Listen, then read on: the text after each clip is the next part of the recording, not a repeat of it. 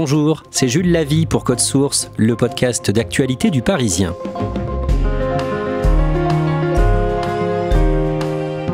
Marine Le Pen, condamnée à 5 ans d'inéligibilité immédiatement, condamnée aussi à 4 ans de prison, dont 2 fermes avec un bracelet électronique. Elle a été reconnue coupable le lundi 31 mars de détournement de fonds publics dans l'affaire des assistants parlementaires européens du FN devenu RN. Marine Le Pen fait appel, elle dénonce, je cite, une décision politique. 22 autres personnes ont été condamnées à des peines allant de 6 mois de prison avec sursis à de la prison ferme. Dans Code Source, aujourd'hui, on vous rappelle l'essentiel à savoir sur cette affaire, sur le procès qui s'est déroulé à l'automne, et on revient aussi bien sûr sur les conséquences politiques de ce jugement et les principales réactions. Nous sommes avec 2 journalistes du Parisien, Pascal Aigret, spécialiste justice depuis 20 ans, elle a couvert le procès, et Alexandre Sulzer du service politique, il suit le RN depuis près de 15 ans.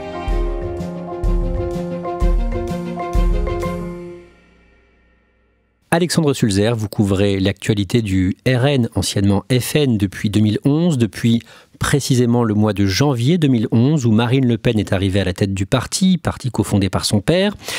Marine Le Pen, comment est-ce qu'elle a abordé la journée du 31 mars et l'annonce du jugement? Elle était dans quel état d'esprit? Alors Marine Le Pen était forcément inquiète dans le sens où elle savait pertinemment l'enjeu de cette décision, qui pouvait signer sa fin de carrière politique, mais en public, elle n'en a rien laissé paraître. Elle avait un élément de langage qu'elle a diffusé auprès des députés, auprès des relais médiatiques, qui était la peur n'écarte pas le danger. Elle voulait donner une image de sérénité, de bloc de granit, qui ne tremble pas face aux événements, qui lui donne aussi une stature présidentielle. Et donc, c'est l'état d'esprit dans lequel elle voulait se montrer. Et quand elle est arrivée dans la matinée lundi au palais de justice, elle affichait plutôt un sourire, un visage presque détendu, entouré de sa garde rapprochée, ses bras droits, ses collaborateurs. Et vous avez dit, l'enjeu, c'était la fin de sa carrière politique. C'est à ce point-là ? Oui, en quelque sorte, parce que l'exécution provisoire empêcherait, Marine Le Pen le sait, de se présenter à la présidentielle. Or, elle a déjà dit qu'elle ne comptait pas enchaîner 36 présidentielles dans sa vie, que ça devait être la dernière. C'est déjà la 4e élection présidentielle à laquelle Marine Le Pen souhaite concourir. Elle a déjà fait 3. Et donc, de fait, ça compromet largement son avenir politique. Alors justement, avant de revenir sur sa réaction au jugement, sur les conséquences politiques de son inéligibilité immédiate et sur les très nombreuses réactions politiques qui ont suivi, on va d'abord rappeler l'essentiel de l'affaire des assistants parlementaires du FN devenu RN au Parlement européen. Pascal Aigret, le procès de cette affaire s'est déroulé du lundi 30 septembre au 27 novembre 2024 devant le tribunal correctionnel de Paris. En résumé, qu'est-ce que la justice reproche au Rassemblement national dans ce dossier ? Elle reproche au RN, enfin en tout cas anciennement Front National, à l'époque, d'avoir utilisé les enveloppes allouées aux assistants parlementaires d'eurodéputés pour salarier des employés au parti, au FN. En gros, c'est du détournement de fonds publics, ça s'appelle. En l'occurrence, les fonds, ce sont ceux du Parlement européen. Il y avait un travail effectué, mais qui aurait dû être effectué pour des députés européens et non pas au service du parti. Le RN a donc utilisé de l'argent de l'Europe pour faire fonctionner le parti. Est-ce qu'on sait quel montant ça représente ? On arrive au final aux alentours de plus de 4 millions d'euros, ce qui représente des sommes bien plus importantes que pour le parti du MoDem, qui a également été jugé pour les mêmes faits, exactement les mêmes faits, mais pour des contrats bien moins importants et pour une somme qui représentait à peu près au final 250 000 euros. Là, on est sur plusieurs millions d'euros, on était même au départ sur 7 millions d'euros, on arrive à peu près à 4 millions d'euros, un peu plus aujourd'hui, sur près d'une quarantaine de contrats et pour des faits qui ont duré, selon la justice, une douzaine d'années. L'enquête a duré des années, elle a mis au jour des éléments accablants pour le FN devenu RN. Oui, parce qu'il y a énormément dans ce dossier de traces, notamment d'échanges par mail. On trouve par exemple le mail d'un assistant parlementaire quand l'affaire est révélée en 2014 qui dit « Oh là là, il faudrait peut-être que j'aille rencontrer ma députée, mon eurodéputée, parce que je ne la connais pas et que j'aille faire un tour à Bruxelles pour voir à quoi ça ressemble. » On trouve énormément de documents et de mails également du trésorier, de l'ancien trésorier du parti, Monsieur Vallerand de Saint-Just, qui explique notamment dans des tableaux comment il faut répartir les enveloppes, à qui il faudrait attribuer tel ou tel contrat d'assistant parlementaire. Il y a même un mail qui est très utilisé par l'accusation contre Marine Le Pen. Là, c'est un échange entre un eurodéputé qui a assisté à une réunion organisée par Marine Le Pen au Parlement européen juste après l'élection de 2014, où là, le RN a obtenu de très bons résultats. Il y a 24 eurodéputés RN qui sont élus. Donc ça va prendre une ampleur nouvelle, notamment en termes financiers. Dans un mail écrit au trésorier, un eurodéputé s'inquiète et dit « Ce que nous demande Marine Le Pen, c'est ni plus ni moins que de faire des emplois fictifs, d'accepter des emplois fictifs. » Ce à quoi Vallerand de Saint-Just, le trésorier, répond « Je crois bien que Marine Le Pen le sait. » Est-ce que vous pouvez nous donner un ou deux exemples de personnes qui étaient censées être assistants parlementaires d'eurodéputés et qui en fait ont travaillé pour le FN devenu RN, donc sans aider réellement d'eurodéputés? Oui, bien entendu, il y a des exemples qui ont été souvent repris parce qu'ils sont assez saillants. Par exemple, celui de l'ancien garde du corps de Jean-Marie Le Pen, qui est devenu ensuite celui de Marine Le Pen, qui s'appelle Thierry Légier, qui a écrit un livre d'ailleurs où il raconte ses mémoires. Livre dans lequel il explique son travail de garde du corps et dans lequel il ne fait jamais mention d'ailleurs de son travail d'assistant parlementaire. Et il y était quand il y avait des déplacements à Bruxelles, mais c'était pas son travail de préparer par exemple des documents pour une session parlementaire sur, je ne sais pas moi, les économies renouvelables. Ce que montre le dossier, c'est que la plupart des personnes qui ont bénéficié de contrats d'assistant parlementaire sont des personnes qui travaillaient directement pour Jean-Marie Le Pen ou pour Marine Le Pen, comme par exemple l'assistante personnelle de Marine Le Pen, qui est devenue ensuite sa chef de cabinet, Catherine Griset. Donc en fait, ça part vraiment du premier cercle, avant de bénéficier éventuellement à d'autres militants. Et donc tous ces gens qui ont bénéficié de ces contrats de l'Union européenne, finalement, ce sont eux qui se trouvent sur le banc des prévenus. Alors, ceux qui ont bénéficié de ces contrats d'assistants parlementaires sont, j'allais dire, les moins poursuivis, puisqu'ils répondent de recel. Ceux qui sont davantage poursuivis, ce sont les députés, qui bénéficient et qui sont responsables pénalement. Donc, eux sont poursuivis pour détournement de fonds publics. Et encore au-dessus, en termes de responsabilité, il y a ceux qui sont désignés comme les complices des détournements de fonds publics, qui sont Marine Le Pen et le trésorier du parti, par exemple, et aussi, par exemple, l'un des chefs comptables qui faisait les transferts financiers. Marine Le Pen était donc jugée pour détournement de fonds publics et complicité de détournement de fonds publics. Pascale Aigret, en résumé, comment elle s'est défendue pendant ce procès ? Elle a essayé d'expliquer au tribunal que le monde de la justice avait une vision erronée du monde politique, que son parti avait eu, parce que c'était un petit parti, du mal à faire sa place dans la grande machinerie du Parlement européen, qu'à l'époque aussi, c'était des choses qui étaient pas forcément réglementées de façon aussi drastique qu'aujourd'hui, que la réglementation a évolué et que tout le monde se débrouillait, qu'eux, ils faisaient de la mutualisation parce qu'ils n'étaient pas nombreux. En fait, elle a eu une défense très politique. Elle était plutôt bonne parce c'est une oratrice. Ce qui a posé problème et qui a desservi sa défense, c'est plutôt la défense de tous les autres. L'attitude de déni de la plupart des prévenus, voire de désinvolture à l'égard du tribunal. Je pense à un eurodéputé qui avait voulu prouver que son ancien assistant parlementaire avait réellement travaillé pour lui et qui a fourni en fait de fausses preuves au tribunal, de très grossières. Donc ça, c'était évidemment pas recevable. En plus, j'ai l'impression moi quand même qu'on sentait la pression. Elle était là tous les jours, Marine Le Pen. Il fallait surtout pas commettre d'impair, mais on les sentait un peu coincés, pas commettre d'impair avec leur chef dans le dos, et en même temps, ils n'étaient pas tout à fait crédibles. Marine Le Pen est donc condamnée dans l'affaire des assistants parlementaires européens. Le jugement a été mis en délibéré et rendu le lundi 31 mars. Marine Le Pen est condamnée à une inéligibilité de 5 ans, 4 ans d'emprisonnement, dont 2 fermes, une peine aménagée avec le port d'un bracelet électronique, ce qui signifie qu'elle n'ira pas en prison, ainsi qu'une amende de 100 000 €. Pascal Aigret, concernant cette peine d'inéligibilité, la décision s'accompagne d'une exécution provisoire. Ça veut dire quoi ? Exécution provisoire, ça veut dire que cette peine d'inéligibilité, qui est une peine complémentaire, s'applique tout de suite, même s'il y a appel. Ça veut dire qu'à partir d'aujourd'hui et durant 5 ans, elle ne peut se présenter à aucune élection.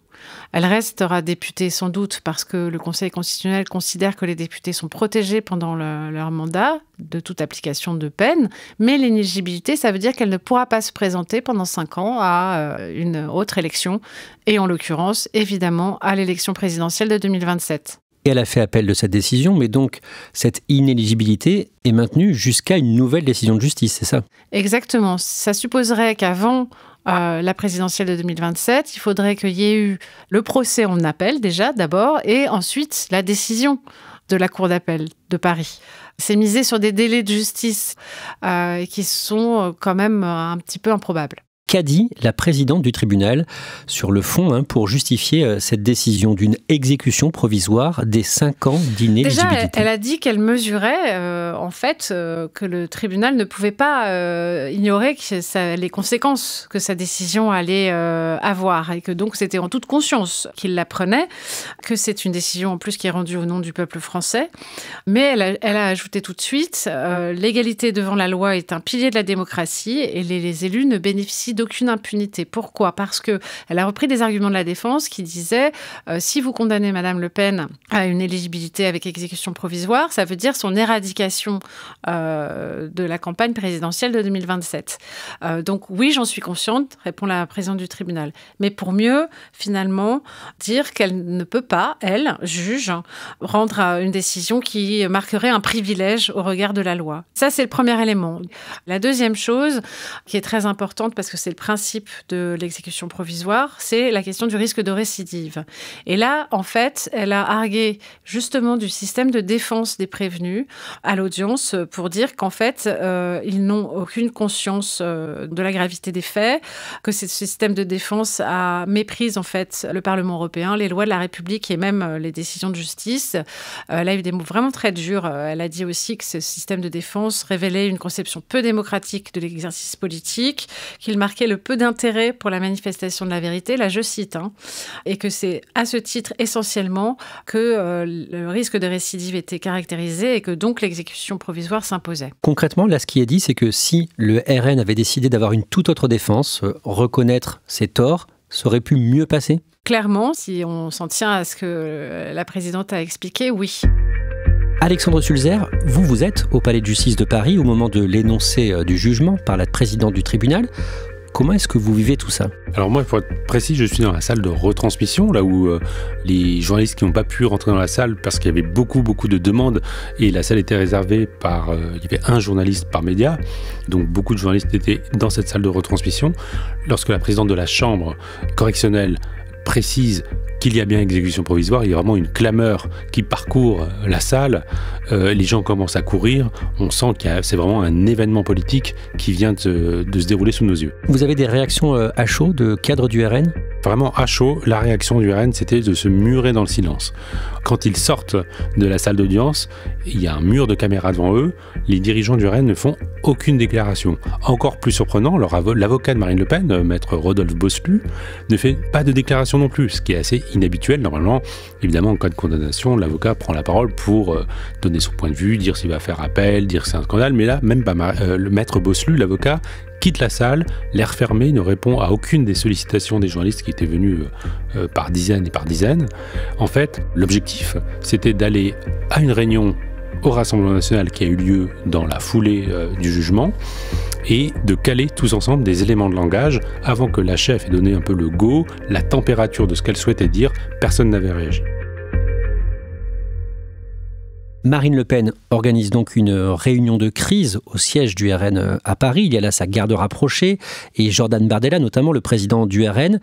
L'objectif, c'est quoi? C'est de décider de la suite à donner à ce jugement? Oui, c'est pour donner à toutes les forces vives du parti les éléments de langage, les argumentaires à diffuser auprès de l'opinion.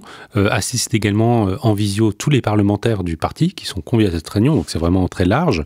Et sans grande surprise, il s'agit de dénoncer évidemment un scandale démocratique, une mise à mort de la démocratie et de transformer ce jugement en un jugement 100% politique. Il est également annoncé lors de cette réunion qu'il va y avoir une mobilisation massive auprès des Français, qui prendra la forme d'une pétition, d'un tractage pour mobiliser l'opinion publique, car le parti sait qu'en termes judiciaires, en termes juridiques, ses armes sont finalement assez faibles. Le parti peut, Marine Le Pen, comme tout justiciable, peut évidemment faire appel, mais en raison de l'exécution provisoire, ça n'aura pas beaucoup d'incidence politique. Dans les heures qui suivent, dans l'après-midi, est-ce que vous avez des membres du RN au téléphone? Qu'est-ce qu'ils vous disent? Oui, alors j'en ai, ils répètent tous assez fidèlement les éléments de langage, parlant de procès politique, de déni de démocratie. Ce sont pour la plupart mobilisés pour Marine Le Pen.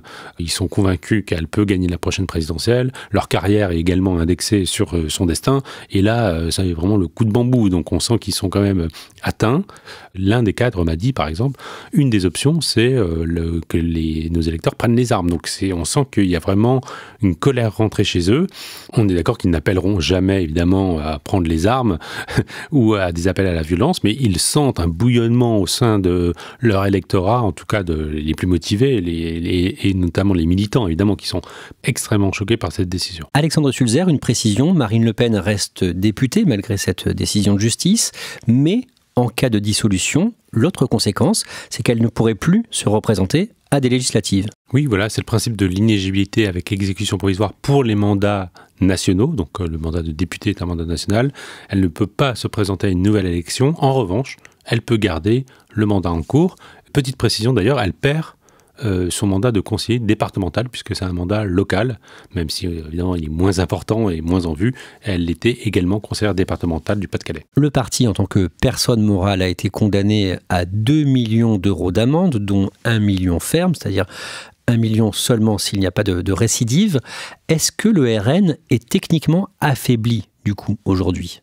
Oui, forcément, c'est pas indolore au niveau financier, d'autant que le parti était quand même endetté. Néanmoins, c'est vrai que le parti était dans une très mauvaise situation financière il y a quelques années, mais il a beaucoup remboursé sa dette, notamment son célèbre prêt russe, et en raison de ses très bons résultats aux élections législatives, c'est un parti aujourd'hui qui est quand même un parti riche, donc il récupère une manne financière publique importante qui lui permettra de faire face à cette amende. Parmi les nombreuses réactions, à droite, beaucoup de responsables LR comme Laurent Wauquiez ou François-Xavier Bellamy regrettent cette décision de justice. Beaucoup de réactions également à l'étranger.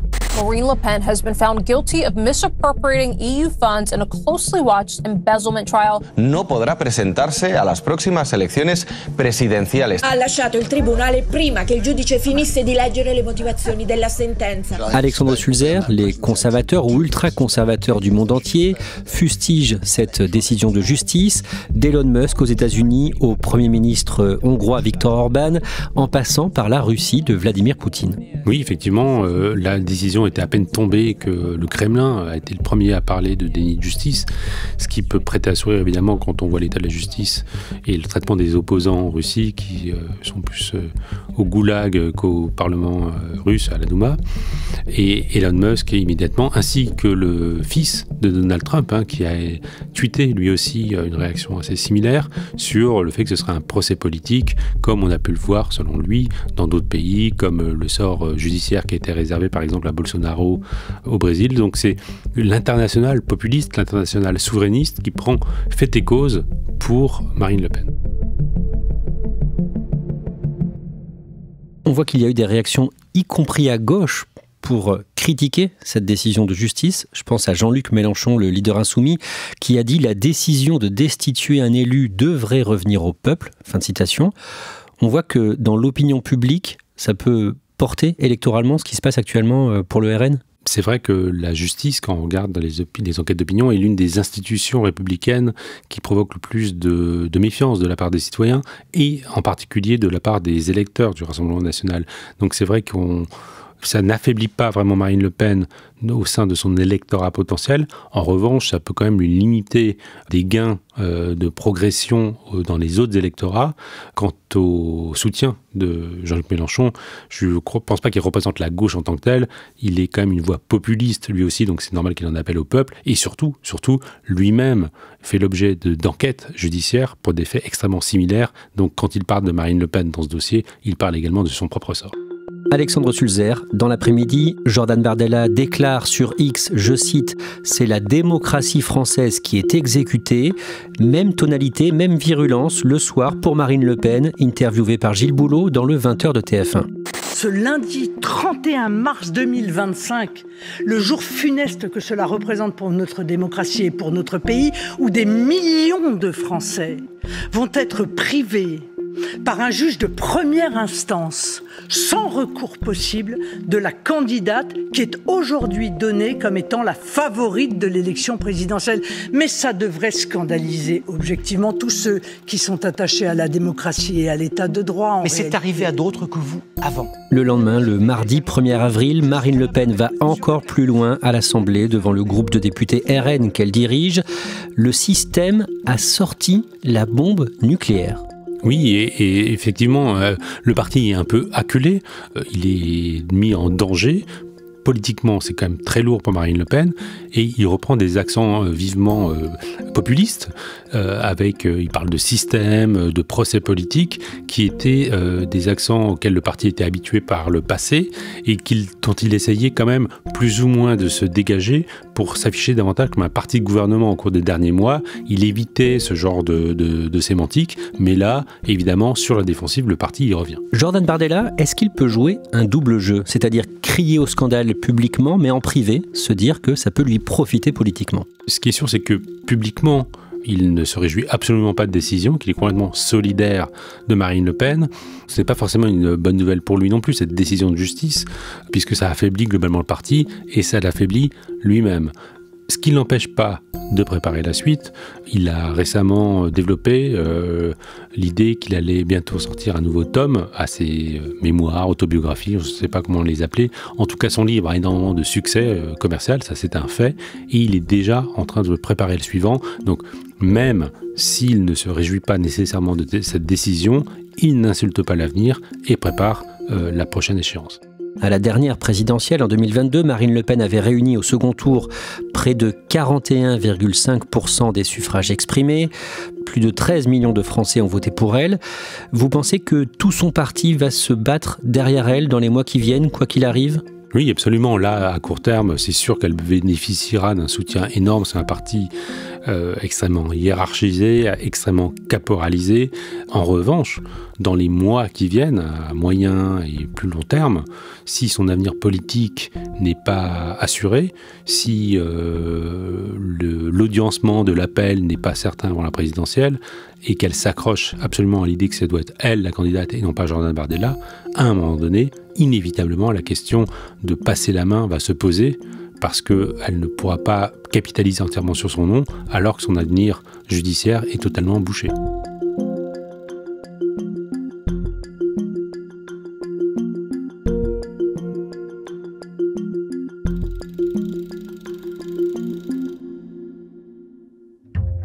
Merci à Pascal Aigret et Alexandre Sulzer. Cet épisode de Code Source a été produit par Thibault Lambert et Clara Garnier-Amouroux. Réalisation, Julien Moncouquiol. Code Source est le podcast quotidien d'actualité du Parisien.